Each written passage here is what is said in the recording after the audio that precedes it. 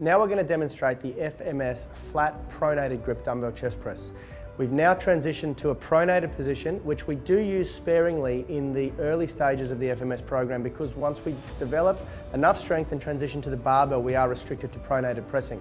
We've got Rad here to demonstrate the movement. We're going to lay down.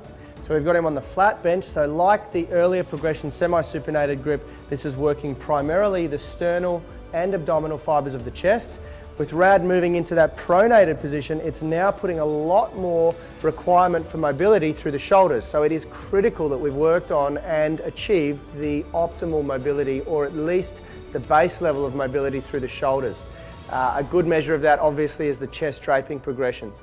So here we go, we've got Rad to press. We're going to keep that line again, and very importantly, now what we're doing is trying to maximize the tension in the pecs, and we're going to do that by pressing slightly off center.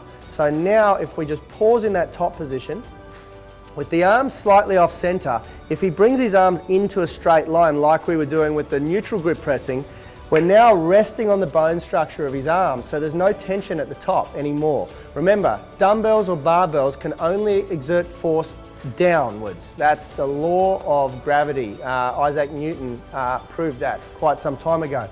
So if we move the dumbbell sideways, we're not getting any tension on the muscle anymore. So what we're going to do out here is we're going to keep slightly off that center line. So now I can feel that those pecs are really heavily recruited.